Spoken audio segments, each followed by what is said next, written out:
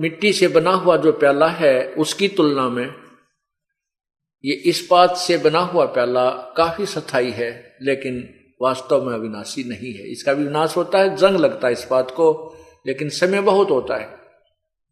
तीसरी धातु का कप बना हुआ सोने का, अब सोने को जंग नहीं लगता, उसका विनाश नहीं होता। ये एक एग्जाम्पल समझना। ये क्षर पुरुष यानी ब्रह्म ज्योति निरंजन तो मिट्टी से बना हुआ, चीनी वाली मिट्टी जो बोलते हैं सफेद, इससे बना हुआ ये कप मटेरियल, इस मटेरियल से बना हुआ शरीर समझो, और अक्षर पुरुष यानी परब्रह्म का, स्टील का, इस्पात का बना हुआ समझो, यानी इतना स्थायी समझो। और पूर्ण परमात्मा को सोने का शरीर युक्त, सोने का प्याला समझो, अर्थात उसका स्थायी शरीर इतना है। अब यहां कहा है कि ये गीता जी के अध्याय नंबर 15 के मंत्र 16 में तो दो भगवान बताए हैं, क्षर पुरुष और अक्षर पुरुष, और इन दोनों के शरीर भी नाशवान हैं और इनके अंतर्गत जितने प्राणी हैं उनके भी शरीर नाशवान हैं, ये भी जन्म मृत्यु को प्राप्त होते। आत्मा अमर है, आत्मा तो गधे की भी अमर है, आत्मा तो कुत्ते की भी अमर है, आत्मा मनुष्य की भी अमर है, लेकिन इसके साथ जो संकट, ये झंझट, जो दुख जुड़े हुए हैं, ये अंत पूर्ण परमात्मा के लोक में जाने से ही होगा, सतलोक में जाने से ही होगा। गीता जी अध्याय नंबर 15 के श्लोक 17 में कहा है, उत्तम पुरुष तु अन्य परमात्मा इति उदारते। ओए होए, कितना प्यारा ज्ञान दिया पवित्र गीता जी में कि इन क्षर पुरुष यानी ब्रह्म से, ज्योति निरंजन से, और अक्षर पुरुष अर्थात परब्रह्म से भी उत्तम पुरुष है तु अन्य। वो उत्तम पुरुष यानी सच्चा भगवान, श्रेष्ठ प्रभु तो कोई और है, इन दोनों से भी भिन्न है। परमात्मा इति उदारते।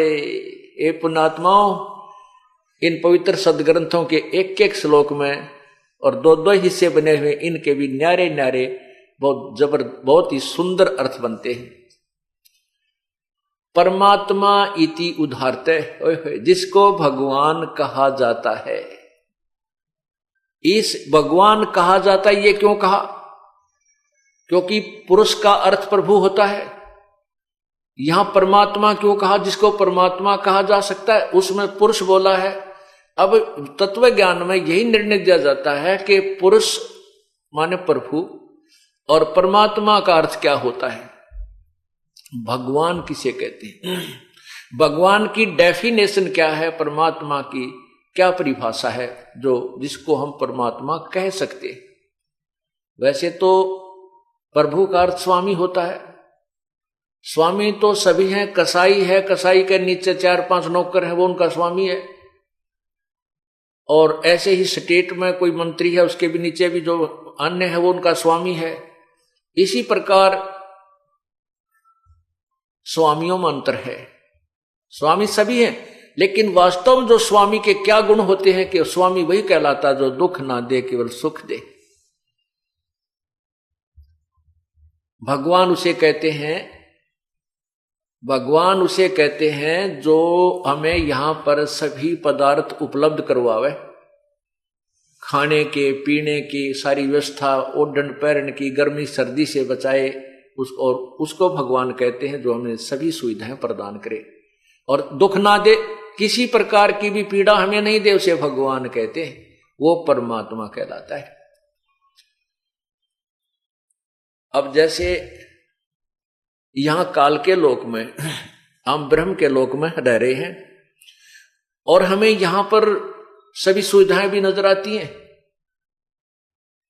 कितनी अच्छी हवा चल रही है, वर्षा होती है, पौधे पेड़ फल फूल के युक्त पौधे उग जाते हैं, फलदार वृक्ष लगे हुए हैं, झरने बह रहे हैं, और काजू किस्मस के, सेब संतरों के बाग बगीचे, ऐसे बढ़िया फल यहां पर लगे हुए हैं। पृथ्वी के अंदर से मीठा पानी हमें मिल रहा है, गर्मियों में ठंडा और सर्दियों में वही अंदर से गर्म निकलता है। तो हम सोचते हैं भगवान ने कमाल कर रखा है, देखो कितनी सुविधा दे रखी है, भाई भगवान ही है ये, तो क्या कमाल कर दिया। लेकिन परमात्मा हमें परमेश्वर ने आकर बताया है कि ये भगवान नहीं है, ये परमात्मा नहीं है, यहाँ का भगवान जिसको तुम भगवान मान रहे हो, नहीं, इसका इसमें स्वार्थ निहित है, ये वास्तव में परमात्मा नहीं है। परमात्मा तो है क्योंकि कुछ भगवान जैसे लक्षणों युक्त है। भगवान में मैंने अभी बताया आपको कि भगवान उसे कहते हैं जो केवल सुख दे, सारी सुविधा दे और दुख कति नहीं दे। मृत्यु नहीं करे, किसी का बेटा नहीं मारे, किसी की बेटी नहीं मारे, किसी की मां नहीं मारे, किसी का बाप नहीं मारे, उसको भगवान कहते। खवावे प्यावे तो बढ़िया मार दे, फिर वो भगवान किसा हुआ, वो काहे का भगवान हुआ। इसीलिए इस पवित्र गीता जी के अध्याय नंबर 15 के मंत्र 17 में कहा है कि वो परमात्मा जिसे भगवान कह सकते हैं वो तो इन दोनों न्यारा है। उत्तम पुरुष है तो अन्य, वो इन दोनों से भी न्यारा परमात्मा इति उदाहरते, उसी को भगवान कह सकते हैं। वास्तव में वो परमात्मा है। कैसे? जैसे कसाई बकरे पालता है और जब वो कसाई आता है उन बकरों के पास, बकरे उसको अपना मालिक मानते हैं, अपना भगवान मानते हैं कि देखो हमारे को कितनी सुविधा दे रखी है हमारे मालिक ने, अच्छा आहार चरने को है, खाने को है, पानी पीने को है, छाया है। आता है जब वो ऐसे हाथ लगाकर देखता है, वो बकरे सोचते हैं ये मालिक हमें प्यार करता है, और वो कसाई देखता है ये कै किलो का हो गया मांस देखता है, और वो बकरे उसको चाटते हैं, प्यार देते हैं, ऐसे पैर फैलाकर उसकी गर्दन पर प्यार देने की चेष्टा करते हैं कि ये हमारा मालिक हमें बहुत सुविधा देता है। लेकिन उसका स्वार्थ निहित है, वो देखता है कि ये कितना मोटा हो गया, इसमें कितना मांस बन गया, और फिर उसको जब उसको आवश्यकता पड़ती है, जैसे किसी राजा के नवाब की यानी शादी हो जाती है मुसलमान लोगों में, वो बकरे विशेष कर आहार करते हैं, तो उस समय वो कसाई ना देखता ये बेटा है किसी की बेटी आवेगी, वो तो एक लाठी लेकर उन सैकड़ों बकरों में, हजारों बकरों में चला जाता है, ऐसे लाठी लेकर उनमें 20-30 को निकाल लेता। किसी का बेटा आओ चाहे बेटी आओ, चाहे माँ आवे चाहे किसी का बाप आवे, उन्हीं को काट के और वो अपना स्वार्थ पूरा कर लेता है। यही दशा यहां के भगवान की है। 21 ब्रह्मांड एक कसाई का बाड़ा समझो, और इसने ये 3 पाली छोड़ रखे हैं, रजगुण ब्रह्मा, सतगुण विष्णु, तमगुण शिव जी। ये हमें यहां पर रोके रखे हैं। रजगुण ब्रह्मा की रेंज आपको बताई, उनकी शक्ति से हम संतान उत्पत्ति करते हैं, बाई फोर्स करते हैं। हमारे बस की बात नहीं जीव के, ये कितनी बात बनावे कोई। फिर दूसरी हमारा मोह ममता, आपस में प्यार, एक दूसरे बेटा में बेटिया में इतना जबरदस्त है कि जीव के बस का नहीं है। चाहे कितनी बात बना ले कि मैं बैराग ले लिया, जंगल में चला गया, घर त्याग दिया, बालक भी त्याग दिए, नहीं, जीव के बस का नहीं है। कभी ना कभी फेर हुआ समस्या पैदा हो ही जाती है। कितना प्रबल है ये।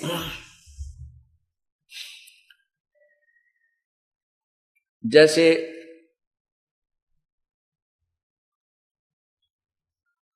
एक व्यक्ति घर त्याग कर चला गया, 2 बच्चे थे, पत्नी थी, वैराग्य हो गया, जंगल में रहने लगा। उनके गुरुदेव ने जहां से उसने उपदेश लिया, वो भी से गुरुजी थे, उनको पता था कि कदे ये चेला वापस ना भाग जाए, तेरी सेवा ना करे बुढ़ापे में। इसलिए वो क्या करते थे कि उस व्यक्ति को अपने चेला बना करके कान कून पाड़ के जो भी व्यवस्था करते थे, तो उसको एक स्थान पर फिक्स रखा कर दे कि इस डेरे तो बाहर ना चला जा, कहीं ये फिर वापस घर की याद ना आ जाए इसको। 12 वर्ष तक वो व्यक्ति वैराग लेकर जो गया था, गुरुजी के आदेश अनुसार एक आश्रम में एक स्थान पर रहा, उससे बाहर नहीं गया।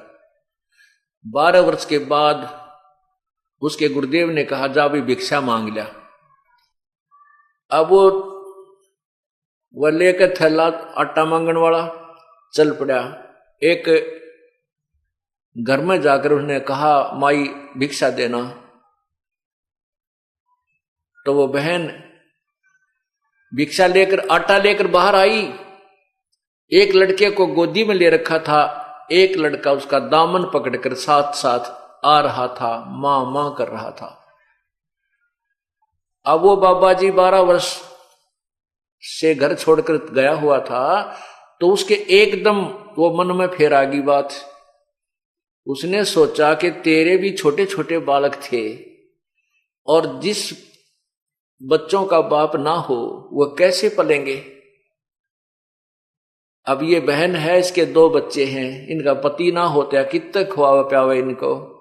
तो उसके मन में आ गई बात कि तू तो बड़ा कसाई रहे, और तेरे की जुल्म कर दिया तूने, तो छोटे छोटे बच्चा ने छोड़ के आ गया। वह बेचारी दुखी हो रही होगी, क्या हाल होगा तेरे बच्चा का।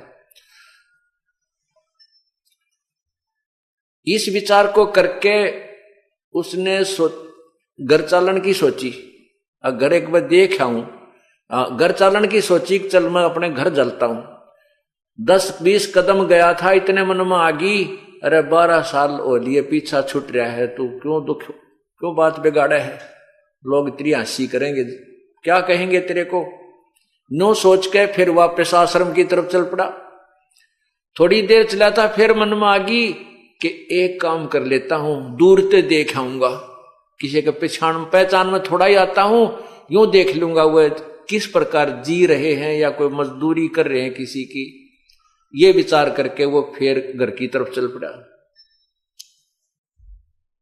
फिर जाकर के मन में कुछ देर दूर चला था, उस फिर मन में आ गई, रे गुरु जी के कहेंगे तन तक काम बिगाड़ दिया, 12 साल की तपस्या तेरी भंग होती है। फिर वापस आश्रम की तरफ चल पड़ा। 10-20 कदम वापस आया था, फिर मन में आ गई, अरे एक बार देखने में के बिजली पड़ा है, के तप भंगो है, तो फिर आ जाऊंगा गुरु जी के पास। आखिर में मन ने उसको दबा लिया और ये निर्णय ले लिया कि मैं गुप्त रूप से ये देख कर आऊंगा, खेतों में चला जाऊंगा, गांव में नहीं जाऊंगा। क्योंकि वो किसान थे, उसके किसान था, तो उसने अपने खेत का पता था कि खेत में अगर वह जवान हो गए होंगे तो खेत में काम करने आ रहे होंगे। क्यों 12 साल में तो बच्चा 5-4 वर्ष का तो भी 16-17 वर्ष का हो जाता है।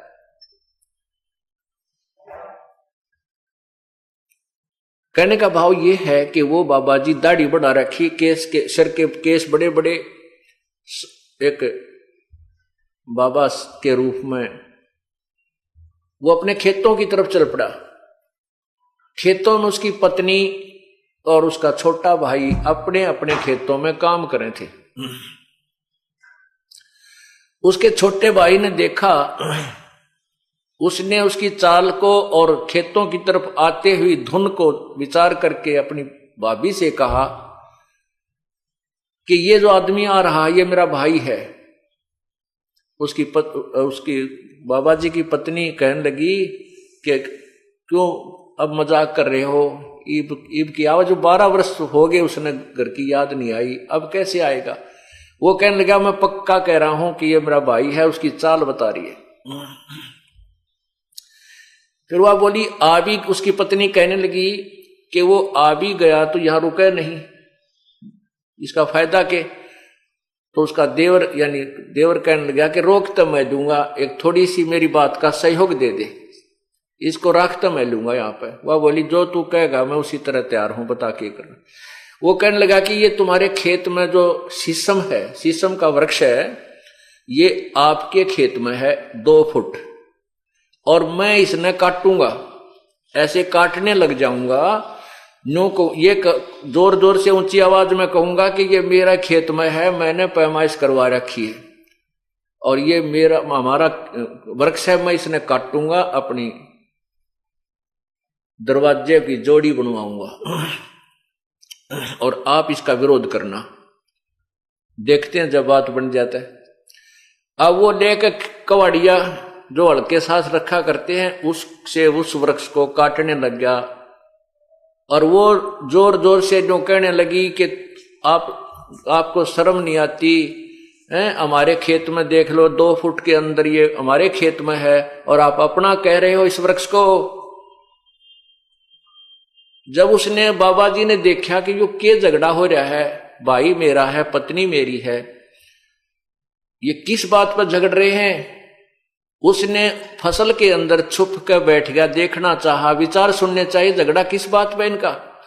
वो वृक्ष में फसल में छुप कर जवार बाजरे बो रखे थे, बैठ कर सुनने लग गया उनकी कहानी, के कहानी है, खूब सुनी ध्यान से।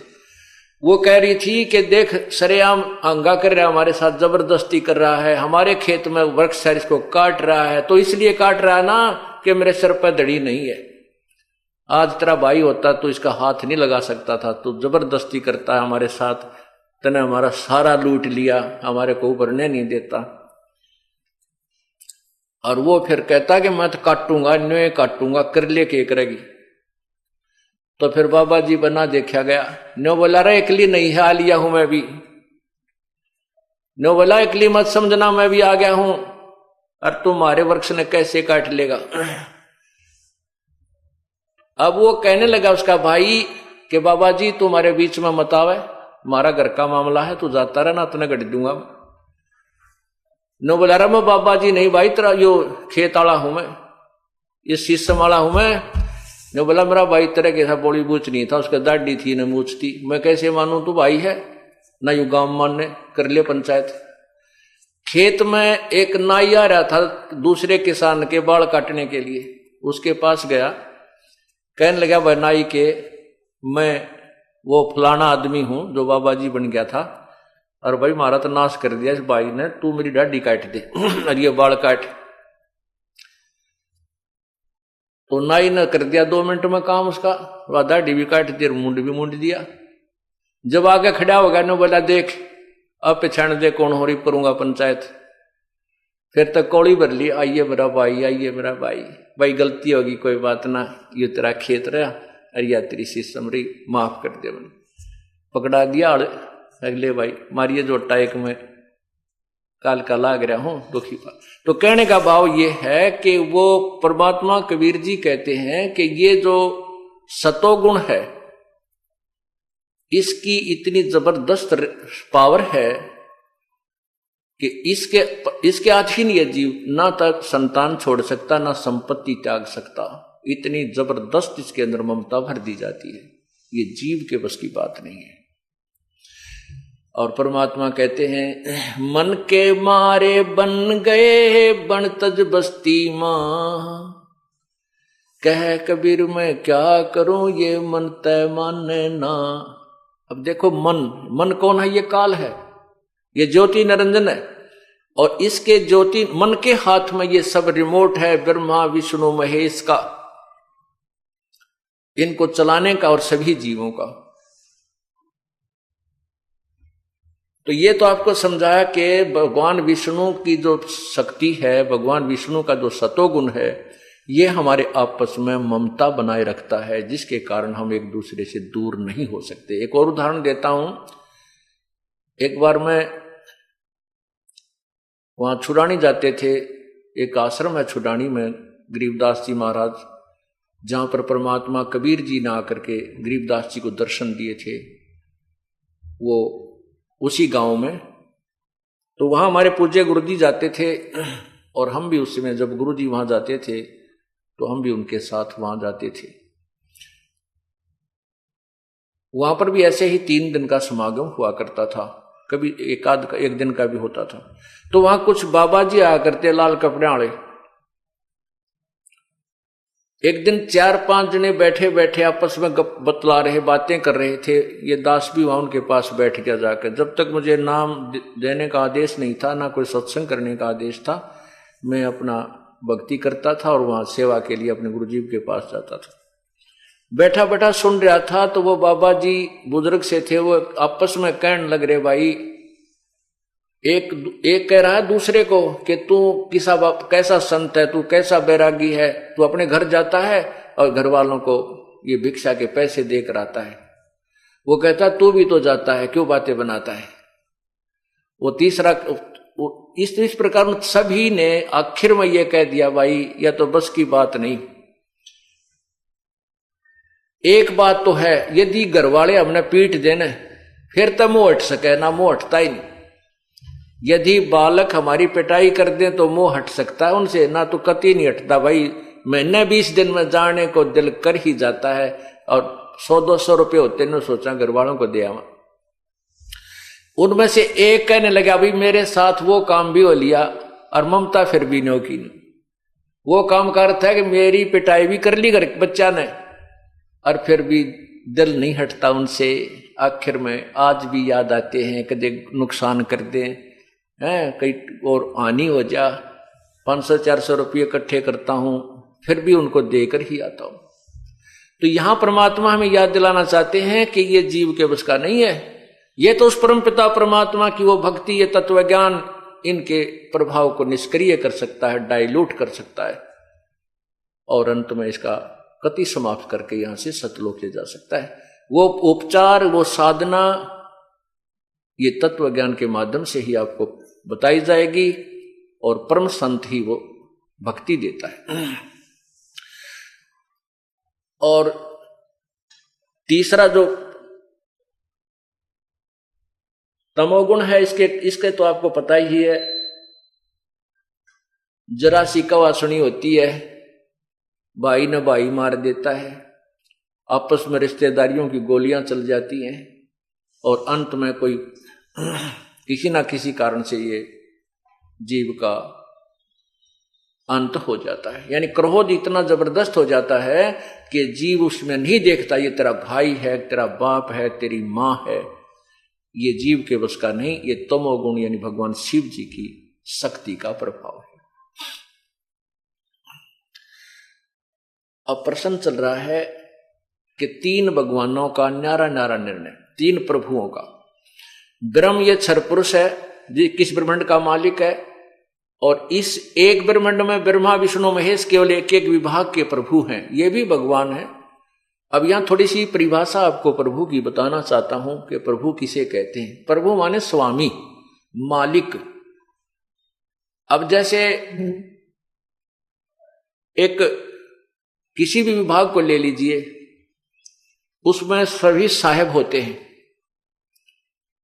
जैसे हौलदार साहब, पुलिस विभाग को ले लेते हैं, थानेदार साहब, डीएसपी साहब, एसपी साहब, और फिर आईजी साहब, फिर डीजी साहब, और इनसे ऊपर फिर गृह मंत्री साहब, फिर मुख्यमंत्री साहब, फिर प्रधानमंत्री साहब।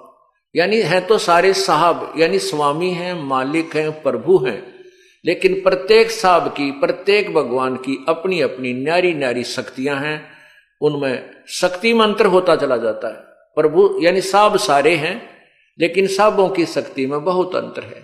इसी प्रकार 3 लोक के साहब यानी 3 लोक के भगवान, एक एक विभागीय मंत्री, ये मंत्री साहब, रजगुण ब्रह्मा भी भगवान, सतगुण विष्णु भी राम, और तमगुण शिव जी भी राम कहो, इसको अल्लाह कहो, खुदा कहो, गॉड कहो, रब कहो, ये भी स्वामी है, लेकिन ये इतनी ही पावर के, इतने क्षेत्र के स्वामी हैं। और इनके पिताजी 21 ब्रह्मांड के राम यानी स्वामी, प्रभु, मालिक, परब्रह्म, 7 संख ब्रह्मांड का स्वामी प्रभु राम साहब है, और पूर्ण परमात्मा, पूर्ण ब्रह्म, परम अक्षर ब्रह्म, ये असंख्य ब्रह्मांडों का यानी कुल का मालिक है, सब का मालिक है, ये भी साहब है। यानी राम तो सारे हैं, राम तो ब्रह्मा जी भी है, राम विष्णु जी भी है, राम शिव जी भी है, और राम ज्योति निरंजन भी है, यानी ब्रह्म भी है, और राम परब्रह्म भी है, और राम पूर्ण ब्रह्म भी है। राम की परिभाषा, प्रभु की परिभाषा ये है। राम सभी कहलाते हैं, प्रभु सभी कहलाते हैं, लेकिन प्रभुओं की शक्ति में दिन रात का अंतर है। इसलिए हम इस स्टेटमेंट से, इस व्याख्या से आपको पता चल गया होगा कि ये दास ना ब्रह्मा को बुरा बताता है, ना विष्णु को बुरा बताता है, ना शिव को बुरा बताता है। लेकिन ब्रह्मा को ब्रह्मा बताता हूं, विष्णु को विष्णु बताता हूं, शिव को शिव बताता हूं, ये इनकी सतीथि बताता हूं। जैसे मंत्री को मंत्री बताता हूं, मुख्यमंत्री को मुख्यमंत्री बताता हूं, प्रधानमंत्री को प्रधानमंत्री बताता हूं। आपको और हमको पहले क्या ज्ञान था कि हमारे को एक राज्य के मंत्री को प्रधानमंत्री फिट कर रखा था, कि प्रधानमंत्री सिद्ध कर रखा था। वो हमारी थ्योरी, उस प्रधान एक राज्य के मंत्री को प्रधानमंत्री मानकर हम इस पर पूर्ण आश्रित थे। ब्रह्मा विष्णु महेश को हम पूर्ण परमात्मा मानते थे। ये हमारे ज्ञान की कमी थी। और भगवान इतने ही हैं जितने आज थे, पहले भी इतनी शक्ति युक्त हैं। आज हम किसी को कहते हैं ना प्रारंभ में कि भाई ब्रह्मा विष्णु महेश से ऊपर और पावर है, कोई मानने को तैयार नहीं। क्योंकि हमारे हमारे अंदर इनकी महिमा इतनी घर कर चुकी है कि हम इन तो ऊपर किसी ने मानते नहीं शक्तिशाली। जैसे आज से सन 1947 से पहले जो हिंदुस्तान की जो सतीथि थी, हमारे यहाँ एजुकेशन नहीं थी, शिक्षा नहीं थी, और उस समय जनसाधारण जनता की एक इतना ज्ञान था कि गांव में कोई भी टॉप पहन का आ जाता ना अधिकारी, तो सब ने क्या करते, गांव वाले साहब आ रहे हैं भाई, पानी वाला साहब आ रहा है, पानी वाला साहब अर्थात इरिगेशन डिपार्टमेंट का साहब आ रहा है। अब हमने खुद, मुझे भी जब तक मैं इस दास ने इसी बात से प्रेरित होकर ये जूनियर इंजीनियर का डिप्लोमा किया था कि हम इतने बैकवर्ड इलाके में रहते थे, गोहाना तहसील, कि हमें यह नहीं मालूम था ये नहर के जो अफसर आते हैं ये कौन कौन कैसे होते हैं। हम तो जो भी टॉप पहन का जाता गांव वाले ने साहब आ रहा है, पानी वाला साहब आ रहा है, तो ये नहीं पता था कौन साहब है, उसकी कितनी पावर है। और दास का जो किसान परिवार में जन्म था, कभी कभी गाय भैंस चराने के लिए पाली भी जाते थे। गांव में हमारे में फ्लड बहुत आती थी, इसलिए वर्षा के दिनों में केवल नहर ही ऐसा स्थान होता था जहां पर पशु चराए जाते थे। नहरों पर पशु चराना तो नहर विभाग वालों को मानने नहीं, वो नहीं चराने देते थे, उनके चालान काट देते थे, पकड़ कर थाने में मतलब ले जाते थे, चालान काट डरा देते थे। तो हम भाग जाते थे, आ जाता ना कोई टॉप पहन के, तो हम पाली थे, बालक थे, छोटे छोटे, स्कूल में जाते थे, बीच में छुट्टियों में पाली अन्य भी होते थे जो नौकर रखे होते थे हमारे घर वालों ने, उसके साथ साथ फिर हमारे को भी भेज देते थे, क्योंकि उस समय एक सीमित स्थान पर पशु चराने होते थे नहर के आसपास। तो सब भाग जाते थे, नहर का साहब आ गया, भाग जाते थे। उसके जाने के बाद फिर पशुओं को ले आते। कहने का भाव ये है कि हम इतने इलिटरेट थे, हमारे घर वाले भी, हमारे गांव वाले भी, यानी सभी क्षेत्र के, केवल एक गांव के नहीं, कि हमें यह नहीं मालूम था ये साहब कितनी पावर का है।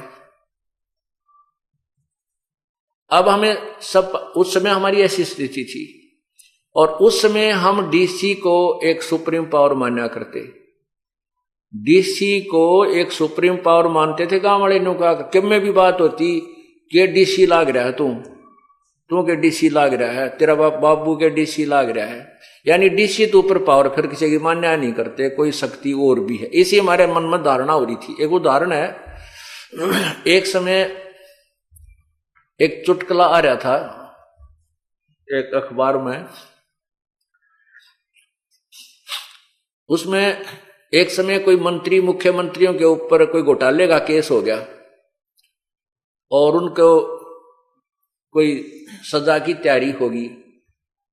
पेपर में पहले दिन आया था कि इनको सजा पक्की होगी।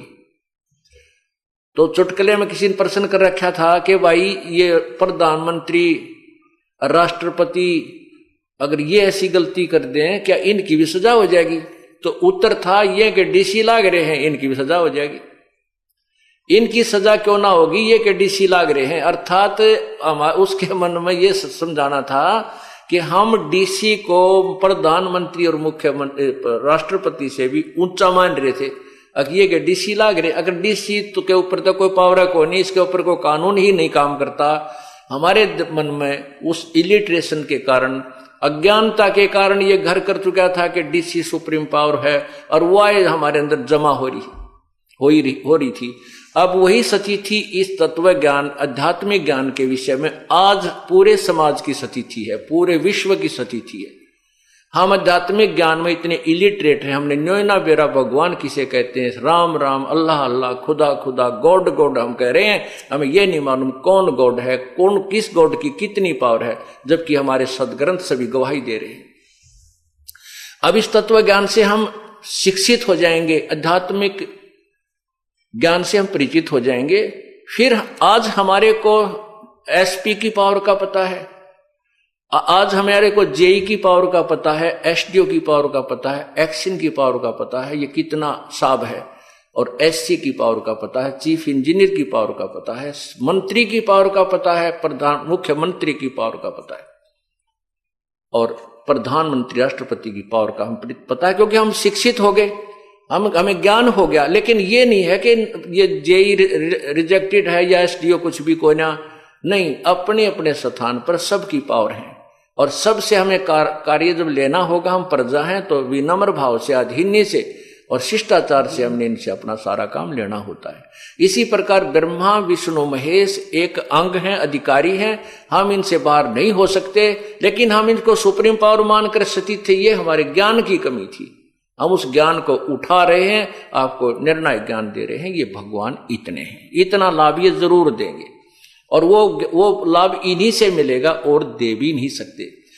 इस प्रकार हमने पूर्ण परमात्मा की शरण में जाने का क्यों संकेत दिया जाता है कि पूर्ण परमात्मा और इन भगवानों में ब्रह्मा विष्णु महेश ब्रह्म पर ब्रह्म इतना अंतर है कि ये केवल किए कर्म का फल दे सकते हैं। ब्रह्मा विष्णु महेश आपको वही देंगे जो आपके प्रारब्ध में निर्धारित है, और इसमें कोई बाधा करता है, आपको प्रारब्ध देने में कोई बाधा करता है, कोई प्रेत पितर छोटा मोटा, तो उससे ये आपको उस कर्म को जो आपका संस्कार वश है वो देंगे, दिला देंगे। जैसे कंस, केसी, चाणूर आदि जो प्रारब्ध में बाधा कर रहे थे, भगवान कृष्ण को तंग करना चाहते थे, तो उनको उन्होंने समाप्त कर दिया। लेकिन समय आने पर भगवान श्री कृष्ण भी स्वयं अपनी जान नहीं बचा सके, एक शिकारी ने उनके पैर में तीर मार दिया और वो भी मृत्यु को प्राप्त हुई। वो प्रारब्ध में जो किए कर्म के अनुसार उन्हें भोगना पड़ा। तो ये भगवान अपने किए हुए प्रारब्ध जो कर्म है उसको घटा बढ़ा नहीं सकते, उतना ही दे सकते जितना आपके भाग्य में है। जैसे फॉर एग्जाम्पल एक, क्योंकि प्रारंभ में जब ये ज्ञान कोई सुनता है तो एकदम स्ट्राइक करता है उसका दिमाग, तो वो कहता है कि क्या ब्रह्मा विष्णु महेश में शक्ति को ना, ये भी तो भगवान विष्णु भी तो पावरफुल हैं, शक्तिशाली हैं, उन्होंने मोरध्वज के बेटे ताम्रध्वज को आरे से चिरवा कर जीवित कर दिया, उन्होंने उसका जीवन दान दे दिया। आप कैसे कहते हो कि भगवान श्री कृष्ण यानी विष्णु हमारे संस्कार को टाल नहीं सकते, मुर्दे को जीवित कर दिया। देखो जितनी जिसमें पावर है उतनी है, ये कभी आपने नकारा नहीं किया। जैसे भगवान श्री कृष्ण अर्थात विष्णु जी ने राजा मोरध्वज के पुत्र ताम्रध्वज को आरे से चिरवा कर जीवित कर दिया, लेकिन अपने सगे भांजे सुभद्रा पुत्र अभिमन्यु को भगवान श्री कृष्ण जीवित नहीं कर सके, जबकि पांडवों का कुल नाश हो रहा था और कोई संतान भी नहीं थी। ऐसा क्यों? क्योंकि ताम्रध्वज जो मोरध्वज का पुत्र था उसका जीवन शेष था, उसके श्वास शेष थे। इस शरीर को काट के दोबारा जोड़ देना इन भगवानों के बाएं हाथ का खेल है, लेकिन ये आयु नहीं बढ़ा सकते, ये प्रारब्ध में परिवर्तन नहीं कर सकते। अभिमन्यु का श्वास नहीं थे, अभिमन्यु का जीवन उतना ही था, उसके प्रारब्ध में उस चक्र व्यूह में मरना ही था, इसलिए श्री कृष्ण जी उसको जीवित नहीं कर सके। अब आपको पूर्ण परमात्मा के विषय में बताऊंगा। इस 5 दिन के सत्संग में यही निर्णय दिया जाएगा कि ये भगवान कितनी राहत दे सकते हैं और पूर्ण परमात्मा कितनी राहत दे सकता है। पूर्ण परमात्मा यानी परम अक्षर ब्रह्म, वो हमारे संस्कार में भी यदि हमारा जीवन शेष नहीं है तो भी वो हमारी आयु को बढ़ा सकते हैं। एक नहीं कई दर्जनों प्रमाण आपके समक्ष रखे जाएंगे। जो पहले परमात्मा स्वयं आए थे उस समय जो उन्होंने किया था, और अब वर्तमान में वही शक्ति वही पावर आज काम कर रही है इस दास के माध्यम से। वर्तमान के कितने भक्तों को जीवन दान दिया, एक्सटेंशन ऑफ लाइफ की उस पूर्ण परमात्मा परम अक्षर ब्रह्म ने, वो भी आपको ज्ञान बताया जाएगा, आपके समक्ष उदाहरण रखे जाएंगे।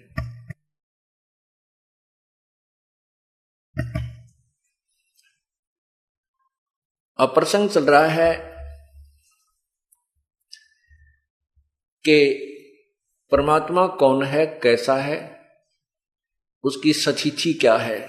अब आप समझ गए कि परमात्मा राम कहो चाहे अल्लाह कहो, गॉड कहो, प्रभु कहो, उसको खुदा कहो, ये एक शक्ति बोधक शब्द है। और ये सभी राम हैं, जिसमें जितनी पावर है वो उतने ही भगवान हैं। अब पवित्र गीता जी के अध्याय नंबर 15 मंत्र नंबर 17 में कहा है कि उत्तम पुरुष तु अन्य परमात्मा इति उदाहरते, जिसको भगवान कहा जा सकता। वास्तव में जो परमात्मा वो उत्तम पुरुष यानी श्रेष्ठ परमात्मा भगवान तो कोई और ही है, वही परमात्मा कहलाता है। अब सतलोक के अंदर उस परमात्मा का अपना साम्राज्य है।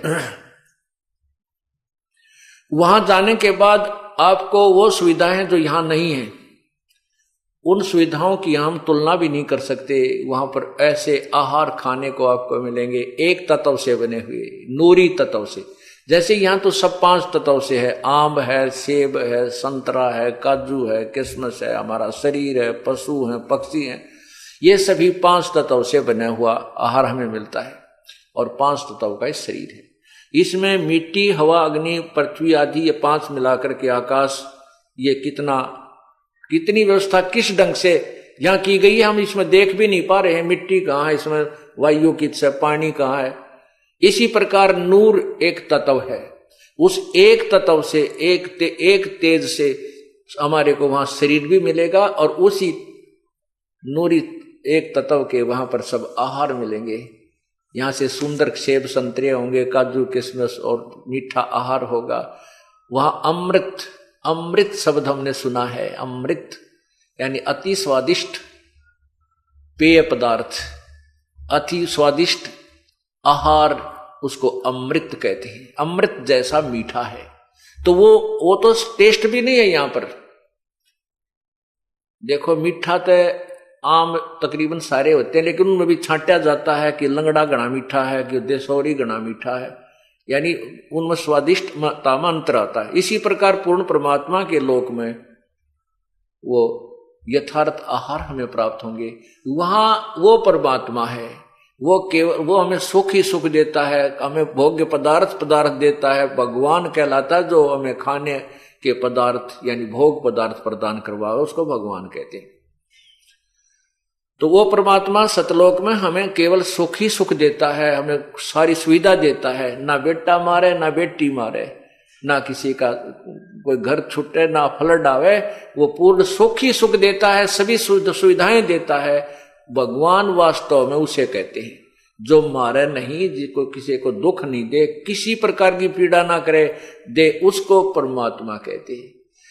अब परमात्मा ये भी है, जैसे आपको उदाहरण दिया, कसाई भी मालिक होता है कुछ नौकरों के ऊपर और बकरे भी पालता है, वो भी उन बकरों का मालिक है। लेकिन वो मालिक वास्तव मालिक नहीं है, मालिक वाले गुण नहीं है उसमें, प्रभु वाले गुण, परमात्मा वाले गुण नहीं हो, तो स्वार्थ फिर नहीं देखता, उसमें रहम नहीं है। और सतलोक में सतपुरुष जो है वो वास्तव में परमात्मा है, उसमें दया ही दया है, वो दुख नहीं देता। इसलिए कहा कि वो उसको परमात्मा इति उदाहरते, उसको बस एक वो है भगवान परमात्मा कहा जाता है। यह त्रिलोक में जो तीनों लोकों में अविश्य प्रवेश करके विभर्ती सबका पालन पोषण करता है। यह लोक में तीनों लोकों में विभर्ती प्रवेश करके और सबका पालन पोषण करता है। अविश्य सब में प्रवेश करके सबका पालन पोषण करता है। अविनाशी ईश्वर है, वो अविनाशी ईश्वर है, वास्तव में वो अविनाशी परमात्मा है। तो इस प्रकार हमने इस तत्व ज्ञान को समझना है। इसलिए गीता जी के ज्ञान को हमें समझना होगा। सदग्रंथ वही है, गीता जी वही है, चारों वेद वही है, परमेश्वर का सब संवेद यानी कबीर वाणी ये भी वही है। आज तक न तो इन वेदों को कोई समझ सका, न ही गीता जी को कोई समझ सका। 5500 वर्ष हो गए हैं इस पवित्र गीता जी के रिटर्न कार्य होने को हुआ है, और आज तक इसके अनुवादकर्ताओं ने गुड़ गोबर कर रखा है। किसी ने भी पवित्र गीता जी के ज्ञान को नहीं समझा और नहीं इसका यथार्थ अनुवाद वो कर सके।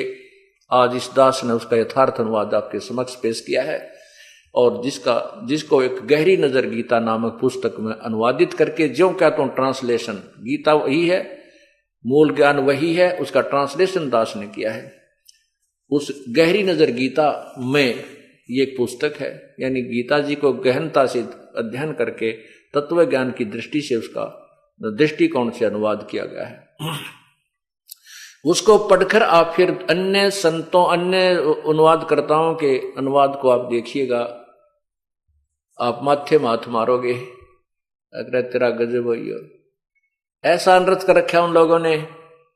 गीता जी के अध्याय नंबर 18 के मंत्र 16 में 66 में, गीता अध्याय नंबर 18 श्लोक 16 में लिखा है, गीता ज्ञान दाता भगवान कहता है कि मेरे लेवल की जो साधना तूने की है, जो मेरे लेवल की साधना होती है, मेरे सत्तर की साधना को मुझ में त्याग कर उस परम अक्षर ब्रह्म परमात्मा की शरण में जा, और फिर मैं तुझे सर्व पापों से मोक्ष कर दूंगा, तू चिंता मत कर।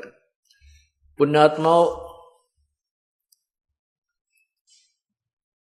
हम सतलोक जाएंगे। सतलोक जाने के लिए हमने कौन सा फार्मूला अपनाना है, कौन सी विधि अपनानी है, कौन सी भक्ति अपनानी है, उसको भी गीता जी में बता रखा है।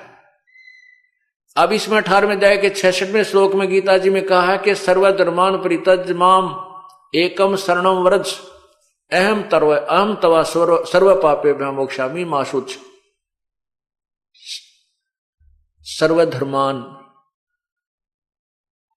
सर्वधर्मान परित्यज,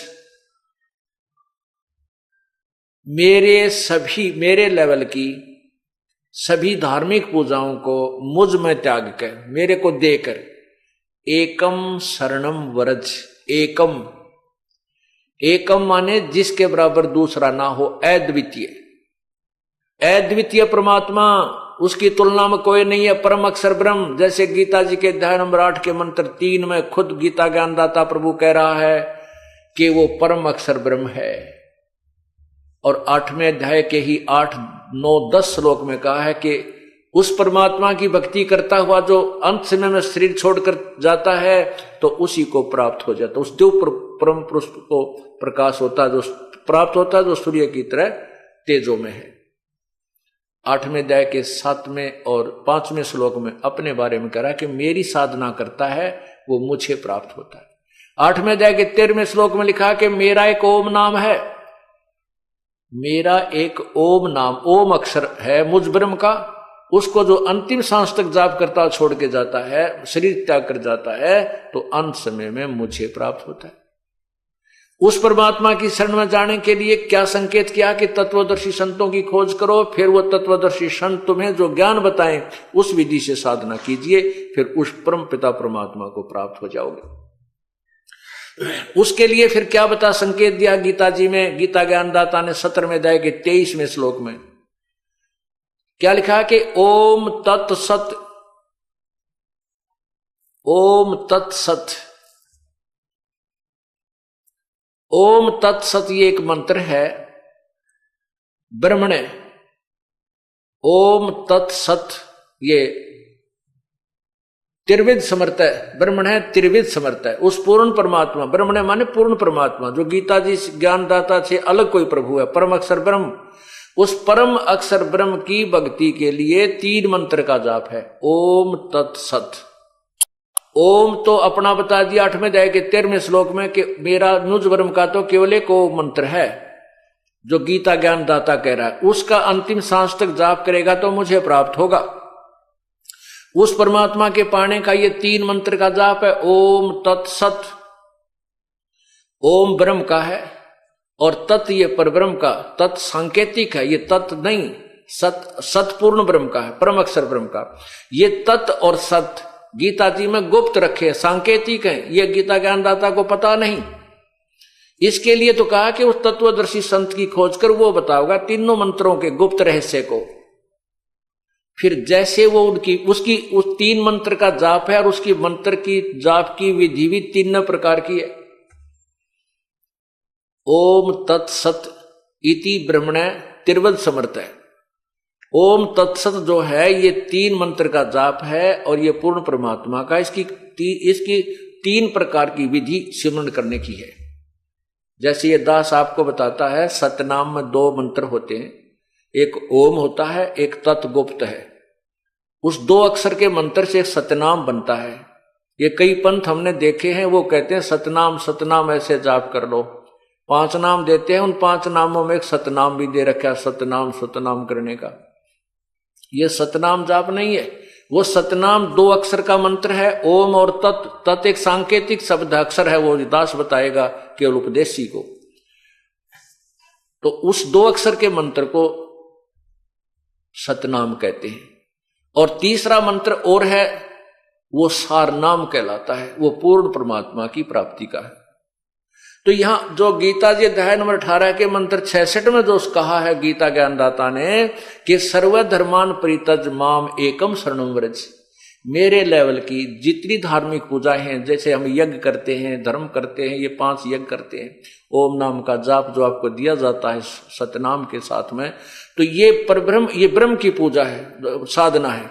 तो इस साधना करके हमने सतलोक जाना है, और इसका जो हमारे ऊपर कर्जा है ब्रह्म का, इसके लोक में हम रह रहे हैं, इसको, इसकी पूजा, ये ओम नाम का जाप और ये यज्ञ धर्म इसी को दे देंगे। ये हम क्या करते रहे अभी तक, जो भी ओम नाम का जाप हमने किया, यह गवन किया, उस स्वर्ग में महास्वर्ग में खा के खर्च करके उस होटल में अपनी पूंजी समाप्त करके फिर 84 लाख यूनिया आ जाते, हम कंगाल के कंगाल रह गए और ये हमें बाहर नहीं जाने देता। अभी इसने विधि बता दी है, जैसे उस परमात्मा की शरण में जाना है तो मेरे लेवल की जो पूजा वह करनी पड़ेगी साधना, और मेरे को छोड़ जाना। फिर मैं तुझे गधे कुत्ते सुअर नरक में नहीं डालूंगा, मैं तुझे इन जो पाप तेरे ऊपर बने हुए इनसे मोक्ष कर दूंगा, मेरा कर्जा दे दे, मैं तुझे बंधन मुक्त कर दूंगा, वैसे नहीं करूंगा। मेरे लेवल की जो पूजा है, सर्वधर्मान परित्यज माम, मेरे लेवल की सब पूजाएं मुझे देकर एकम शरणम व्रज, एकम जिसके बराबर दूसरा ना हो, अद्वितीय परमात्मा की शरण में व्रज माने जा।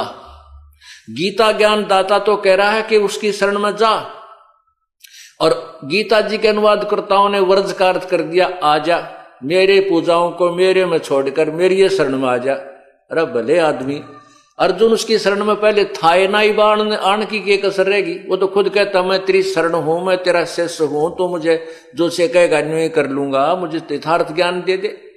अब इन गीता ज्ञान दाताओं ने कति गलत अनुवाद कर रखा है, गीता ज्ञान अनुवाद करने वालों ने कति गलत अनुवाद कर रखा है वर्ज का अर्थ, और आना लिख रखा है जबकि जाना होता। गो अंग्रेजी वर्ड है गो, उसका अर्थ जाना होता है, और गो का अर्थ कोई आना करता है वो मूर्ख है, वो परिचित नहीं है उस शब्द के अर्थ से। और ऐसे अनुवाद हमारे गीता जी के अनुवाद करता थे, ऐसे अनुवाद किए हैं, वर्ज माने जाना, यानी गो माने जाना का अर्थ आना कर रखा है। अरे थारे बलाओ थरा, और बड़े आचार्य यार मैं ऋषि पता नहीं के पदवी पाएगे, क्यों? अंधा में अंधे हाथ पकड़ रहे थे, अंधे की बागई अंधे ने मारे कौन बतासी। तो वर्ज माने जाना होता है। आप उठाकर देख लीजिए गीता जी के आज तक के जितने अनुवाद करता है सबने आना किया हुआ है। तो फिर ये कहता है कि जब तू मेरे जो ओम नाम का जाप और ये साधना मुझे दे देगा, मेरा धन मेरा, तो फिर मैं तुझे सर्व पापे भा मोक्षामि मां शुच, मैं तुझे सब पापों से मुक्त कर दूंगा, तू चिंता मत करे। तो पुण्यात्मा, इस प्रकार हमने इस तत्व ज्ञान को समझना है। और ये तत्व ज्ञान कैसा बताया है? और ज्ञान सब ज्ञानड़ी, कबीर ज्ञान सो ज्ञान, जैसे गोला तोब का इब करता चले मैदान। ये तत्व ज्ञान एक बार जनसाधारण बुद्धिमान लोगों के पास पहुंच गया, पूरे विश्व में जय जयकार हो जाएगी कबीर परमात्मा की, क्योंकि हम सब एक पिता की संतान हैं। ना कोई हिंदू अलग है, ना कोई मुसलमान न्यारा है, ना कोई सिख भिन्न है, ना कोई ईसाई अलग है। हम एक पिता की संतान हैं। हम धर्म के कारण ही बढ़ते चले गए, क्योंकि आत्मा को परमात्मा की चाह है। और जिसने भी कोई ज्ञान देना चाहा है, जिससे कुछ हमें राहत मिलनी प्रारंभ हुई, हम उसी संत के पीछे लग गए। उसी के अनुयायियों को फिर अलग से नाम रख दिया गया। किसी के अनुयायियों को मुसलमान कहने लगे, किसी के अनुयायियों को ईसाई कहने लगे, जैसे किसी के अनुयायियों को और दूसरा नाम दे दिया, हिंदू कहने लगे, सिख कहने लगे। हम एक ही वर्ग के व्यक्ति थे और हम ही में से उस संत के साथ लग गए, उनको अलग कहने लगे। जैसे अब कुछ एक को कहते हैं ये राधा स्वामी वाले हैं, ये धन धन सतगुरु वाले हैं। वो हैं कौन? वो अपने भाई बहन हैं, अपने रिश्तेदार हैं, अपने हिंदू समाज या सिख समाज से उसमें गए हुए हैं। कुछ दिनों में ये धन धन सतगुरु न्यारा मजहब बन जाएगा, राधा स्वामी न्यारा धर्म बन जाएगा। वो आदमी एक हैं, आत्मा वही है, एक ही पिता की है। इसी प्रकार मुसलमान भी वही बने जो हमारी एक ही जनता थी, उसमें से हिंदुओं से ईसाई बन गए, ईसाइयों से फिर मुसलमान अलग और धर्म बन गया। इस प्रकार हिंदुओं से ही फिर आगे सिख बन गए। आप पूर्ण इतिहास उठाकर देखो पुराने अपना, ये सभी हम एक हिंदू थे। हिंदुओं में से जैसे गुरु नानक देव जी ने आकर के परमात्मा ने आकर के गुरु नानक देव जी को अपना सौधाम दिखाया, कबीर जी ने। उसके बाद नानक जी हिंदू साधना करते थे, हिंदू थे, गीता जी का पाठ करते थे, ब्रजलाल पांडे से गीता पढ़ा करते थे। लेकिन वो ब्रजलाल पांडे ने गीता उल्टी पढ़ा रखी थी। तब परमात्मा ने आकर कबीर जी ने श्री नानक जी को यही सीधा ज्ञान पढ़ा गीता जी का, जो दास पढ़ा रहा है, तो उस पुण्यात्मा गया, बात समझ में आ गई। तो उन्होंने फिर उस गीता जी में तो 5 श्लोक सेलेक्ट कर लिए। गुरु नानक देव जी ने गीता जी के 5 श्लोक सिलेक्ट कर लिए, चुन लिए। उसको 7 श्लोक, उसको शपथ श्लोक की गीता कहने लगे। और इन 7 श्लोकों का उत्तर प्रश्न,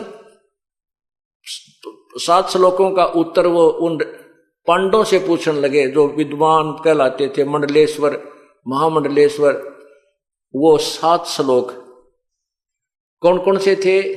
वो तत्ब्रह्म कौन है, गीता जी का ज्ञान किसने दिया है।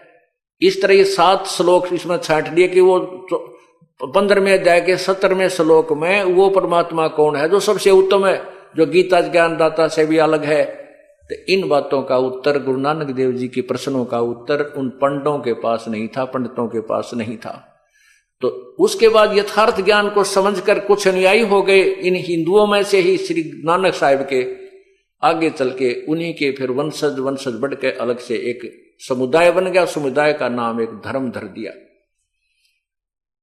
धर्म वही है जिसमें धार्मिकता हो, चाहे उसको हम हिंदू कहें, उस समुदाय का नाम चाहे हिंदू रख लें, चाहे मुसलमान रख लें, चाहे ईसाई रखें, चाहे सिख रखें, उनमें गुण ये होने चाहिए जो चोरी नहीं करे, ठगी नहीं करे, शराब मांस तम्बाकू नहीं छुए, ना पीवे, ना प्यावे, ना कोई बुराई करे, ना वो कोई हत्या हिंसा करे, और भक्ति शास्त्र का अनुसार करे, तो वो धार्मिक व्यक्ति है।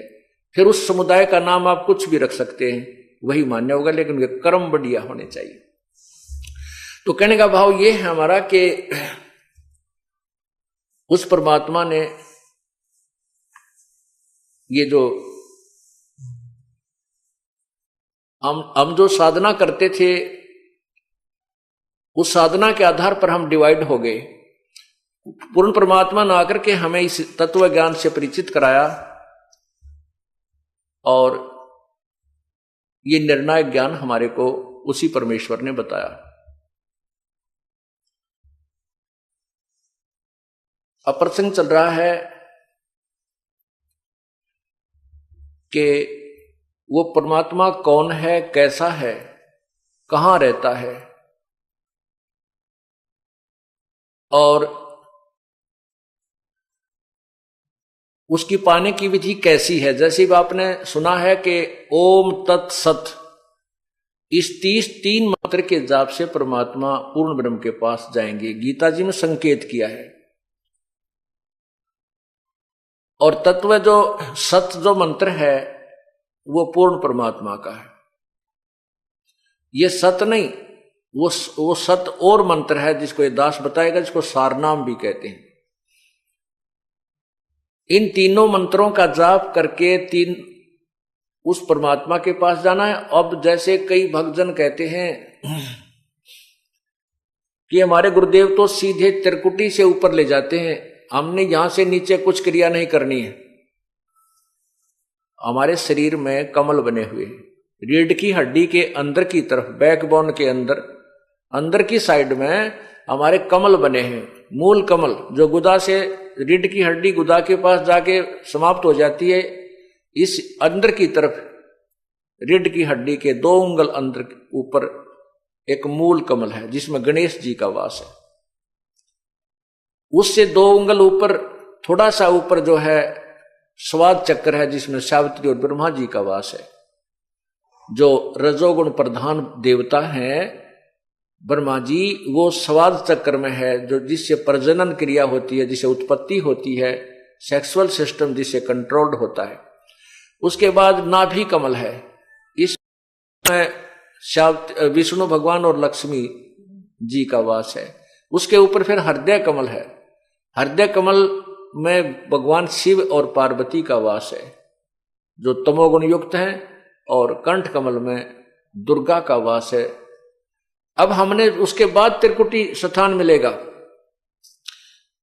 त्रिकुटी क्या है? एक इंटरनेशनल एयरपोर्ट समझो, इंटरनेशनल एयरपोर्ट, अंतरराष्ट्रीय हवाई अड्डा। अब हमने स्वदेश जाना है, हम दूसरे देश में गए हों और अपने देश में लौटना है, और वहां हमने फैक्ट्री ला रखी है या कोई कारोबार शुरू कर रखा था, और वहां पर हमारे ऊपर कर्जा बन गया, जिसके कारण हमारी सब सुविधाएं छीन ली गई। बिजली का बिल नहीं भरा तो बिजली का कनेक्शन कट गया, टेलीफोन का बिल नहीं भरा तो टेलीफोन का कनेक्शन कट गया, और भी कोई सुविधा में प्राप्ति, पानी का बिल नहीं भरा तो पानी का कनेक्शन कट गया। इस प्रकार हम वहां कति हताश होकर, दुखी होकर मजदूर लगे, और वहां पर कोई अपना देसी भाई मिल जा, अपने देश का कोई व्यक्ति मिल जाता है, और वो साहूकार है, सेठ है, या यहाँ का राजा है, और वो जाकर के कहता है कि भाई वहां के राजा को, उनके अधिकारियों को, कि भी मैं इनका गारंटर बनता हूं, ये हमारे देशी हैं, और इसके तू ये सब कनेक्शन चालू कर दे, ये फैक्ट्री चलाएगा तो तेरा भी कर्जा तारेगा और बिल भी भर देगा, अपनी रोजी रोटी भी करेगा। इस प्रकार उनको जब कोई सेठ, कोई साहूकार यानी कोई बड़ा अधिकारी मिल जाता है, वो कनेक्शन दोबारा करवा देता है गारंटर बीच में बनकर, तो उसका काम शुरू हो गया। फिर उसने अपनी मजदूरी, अपनी भी रोजी रोटी उसी में से चलानी है, और उस कर्जा भी उतारना है। तो हम असंख्य युगों से ब्रह्मा विष्णु महेश के कर्जवान हो गए, हम इनके लोक में रह रहे हैं, हमारे सब कनेक्शन कट गए हैं, इसलिए हमें कोई सुविधा नहीं मिल रही। हमें केवल उतना ही मिल रहा है जितना हमारे प्रारब्ध में है। अब जो हम, ये दास आपका गारंटर बनेगा, और ब्रह्मा विष्णु महेश के जो इन कमलों में ये विराजमान हैं, इनके कमलों से पार होने के लिए, ऊपर चलने के लिए, इनसे नो ड्यू सर्टिफिकेट लेने के लिए जब स्वदेश आएंगे, इनका ऋण उतारना होगा। इनका कर्जा, जब इनका लोन हम उतारेंगे, वो विधि बताई जाती है, तो ये कनेक्शन आपके दोबारा जुड़वा दिए जाएंगे। आपने मेहनत करनी है, इन मंत्रों का जाप करना, जो प्रथम मंत्र आपको दिया जाता है, जिसमें 7 मंत्र होते हैं। 7 मंत्रों में से ये 5 मंत्र सिलेक्टेड हैं जो इन भगवानों के हैं, ब्रह्मा विष्णु महेश, दुर्गा और गणेश, और 2 मंत्र इसमें आपकी आगे की कमाई साथ चलती है। सतलोक जाने के ये 2 मंत्र भी, इनका अलग से धन एकत्रित होता है। उसके बाद फिर आपको सतनाम दिया जाता है। जब आप त्रिकुटी में पहुंचोगे, इंटरनेशनल एयरपोर्ट पर पहुंचोगे, उससे पहले तो बहुत प्रोसीजर है, तब वहां जा चुकोगे। वैसे कोई हवाई अड्डा न्यू ना है ऊपर वाले के अड्डे में घूमे आए, वहां जाने के लिए तो बहुत कुछ पैसा चाहिएगा, स्वदेश आने के लिए बहुत पैसा चाहिएगा। तो वो आपके पास पहले तो वहां की सरकार के, वहां के अधिकारियों से नो ड्यू सर्टिफिकेट होंगे कि ये कर्ज मुक्त है, हमने इसका कुछ लेना देना नहीं है इसे, और ये आपका फिर वापसी आने का वीजा बन जाता, वो पासपोर्ट बन जाता है। तो पासपोर्ट वापस बनने के बाद फिर हमें किराया चाहिए वापस आने के लिए, टिकट जहाज का, तब हम एयरपोर्ट पर आएंगे। एयरपोर्ट का जो टिकट लेकर के फिर जहाज में बैठकर स्वदेश आएंगे। ये तरीका है। ये कहते हैं जो हमें उल्लू बनाते हैं, मूर्ख बनाते हैं संत, कहते हैं नहीं हमारे गुरु तो सीधे त्रिकुटी से ही चलते हैं, यानी और कुछ प्रोसीजर नहीं। इसे सिद्ध है कि 69 कुटी देखी भी कोई ना है।